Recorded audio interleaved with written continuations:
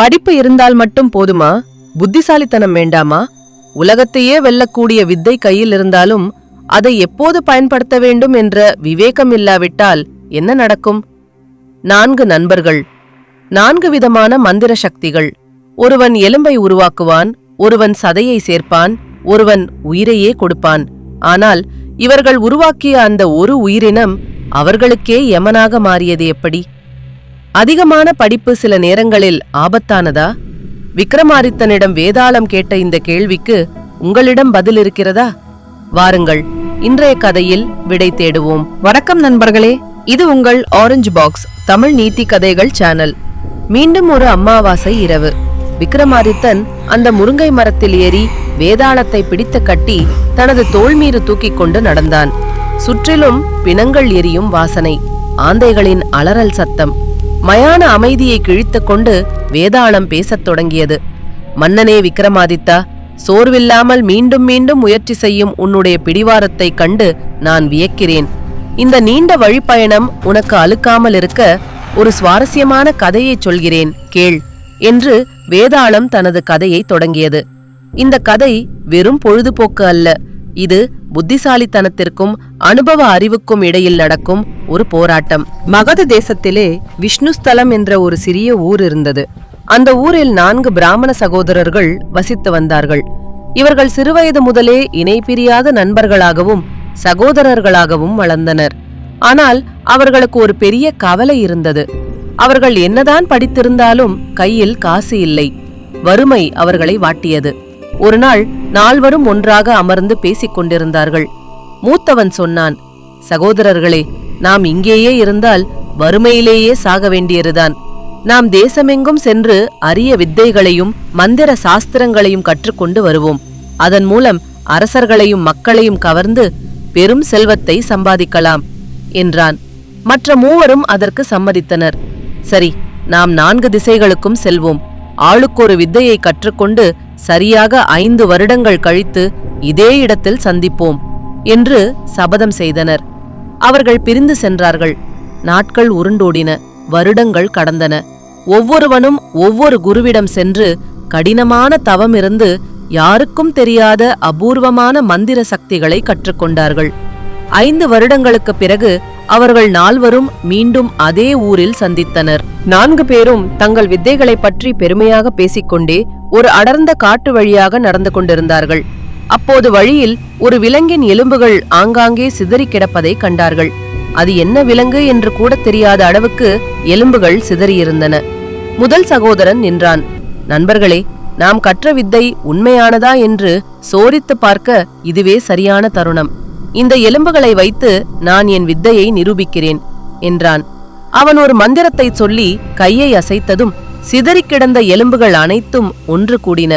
ஒரு முழுமையான எலும்புக்கூடு உருவானது. இதை பார்த்த 2வது சகோதரன், ஆஹா, அற்புதம், இப்போது என் திறமையை பார் என்றான். அவன் தனது மந்திரத்தை உச்சரித்தான். உடனே அந்த எலும்புக்கூட்டின் மீது நரம்புகளும் தசைகளும் சதையும் வளர்ந்து அதன் மேல் தோலும் போர்த்தப்பட்டது.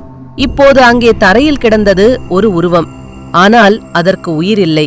2 பேர் தங்கள் வேலையை முடித்த பிறகு உருவான அந்த விலங்கை பார்த்தபோதுதான் தெரிந்தது அது ஒரு பயங்கரமான சிங்கம் என்று.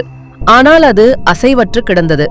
3வது சகோதரன் சொன்னான், என் வித்தையால் இதற்கு அங்கங்களையும் உறுப்புகளையும் கச்சிதமாக பொருத்திவிட்டேன், ஆனால் என்று இழுத்தான்.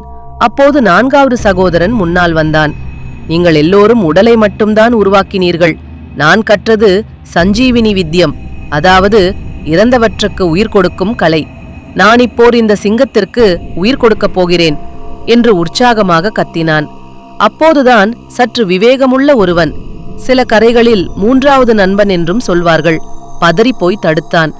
நிறுத்து, என்ன காரியம் செய்ய போகிறாய்? இது சாதாரண விலங்கு அல்ல, இது ஒரு சிங்கம். இதற்கு உயிர் கொடுத்தால் அது எழுந்தவுடனே பசியில் நம் 4வரையும் அடித்து கொன்றுவிடும். வேண்டாம் இந்த பரீட்சை என்று எச்சரித்தான். ஆனால் 4வது சகோதரன் கேட்கவில்லை. என் வித்தையை நான் வீணாக்க விரும்பவில்லை. இவ்வளவு கஷ்டப்பட்டு கற்றதை நான் நிரூபித்தே தீர்வேன் என்று பிடிவாதம் பிடித்தான். எச்சரித்த நண்பன், சரி, உன் அறிவை நீ காட்டு, ஆனால் நான் உயிரோடு இருக்க விரும்புகிறேன் என்று சொல்லிவிட்டு விறுவிறுவென்று அருகில் இருந்த ஒரு உயரமான மரத்தில் ஏறிக்கொண்டான். 4வது சகோதரன் மந்திர நீரை அந்த சிங்கத்தின் மீது தெளித்தான். அடுத்த நொடியே கர்ர் என்ற சத்தத்துடன் அந்த சிங்கம் சிலிர்த்துக் கொண்டு எழுந்தது. பசியோடு கண் விழித்த அந்த மிருகம் தன் எதிரில் 3 மனிதர்கள் நிற்பதை கண்டது. யோசிக்கவே இல்லை, பாய்ந்தது.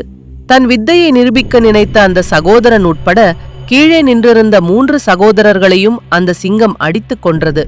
மரத்தின் மீது ஏறியவன் மட்டும் அவர்கள் இறந்த பிறகு மெதுவாக கீழே இறங்கி கனத்த இதயத்தோடு ஊருக்கு திரும்பினான். கதையை முடித்த வேதாளம் கேட்டது. மன்னனே, இந்த சம்பவத்தில் 4 பேருமே மந்திரம் கற்றவர்கள்தான்.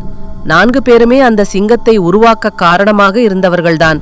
ஆனால் இந்த 3 பேரின் சாவுக்கு யார் உண்மையான காரணம்? எலும்பை சேர்த்தவனா, சதையை சேர்த்தவனா, அல்லது உயிர் கொடுத்தவனா? இதில் யார் பெரிய முட்டாள்?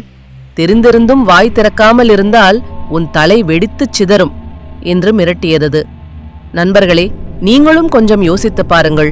யார் குற்றவாளி? விக்ரமாதித்தன் சற்றும் யோசிக்காமல் பதில் சொன்னான். வேதாளமே, இதில் சந்தேகம் என்ன? அந்த 4வது சகோதரன்தான் உண்மையான முட்டாள் மற்றும் குற்றவாளி. ஏனென்றால் முதல் சகோதரன் எலும்பை சேர்க்கும்போது அது என்ன விலங்கு என்று அவனுக்கு தெரியாது. அது அவன் குற்றம் அல்ல. 2வது சகோதரன் சதையை சேர்த்த போதுதான் அது சிங்கம் என்ற உருவமே தெரிந்தது. ஆனால் 4வது சகோதரன், அவன் கண்முன்னே தெரிந்தது ஒரு கொடிய சிங்கம் என்று. அது உயிர் பெற்றால் கொல்லும் என்பது பாமரடனுக்கும் தெரியும் விஷயம். சாஸ்திர அறிவு என்பது வேறு, உலக அறிவு அல்லது விவேகம் என்பது வேறு. தங்கள் வித்தை என்ன விளைவை ஏற்படுத்தும் என்று யோசிக்காமல் ஆபத்தான ஒரு மிருகத்திற்கு உயிர் கொடுத்தானே, அவனே மற்றவர்களின் சாவுக்கும் காரணம். மரத்தில் ஏறியவன் படிப்பை விட பகுத்தறிவை அதிகம் நம்பினான். அதனால் பிழைத்தான். விக்ரமாதித்தன் சரியான பதிலை சொன்னதால் வேதாளம் மீண்டும் முருங்கை மரத்திற்கே பறந்து சென்றது. நண்பர்களே, இந்த கதை நமக்கு சொல்லும் பாடம் இதுதான். ஏட்டு சுரைக்காய் கறிக்கு உதவாது. வெறும் ஏட்டு படிப்பை வைத்துக்கொண்டு யதார்த்தத்தை யோசிக்காமல் செயல்பட்டால் அந்த சிங்கத்திற்கு உயிர் கொடுத்தவனைப் போல நாமும் சிக்கலில் மாட்டுவோம். படிப்புடன் சேர்ந்து விவேகமும் வேண்டும். இந்த கதை உங்களுக்கு பிடித்திருந்தால் மறக்காமல் லைக் பண்ணுங்க. இதுபோல இன்னும் பல சுவாரஸ்யமான விக்ரமாதித்தன் கதைகளை கேட்க நம்ம ஆரஞ்சு பாக்ஸ் தமிழ் நீதி கதைகள் சேனலை சப்ஸ்கிரைப் பண்ணுங்க. அடுத்த கதையில் சந்திப்போம். நன்றி.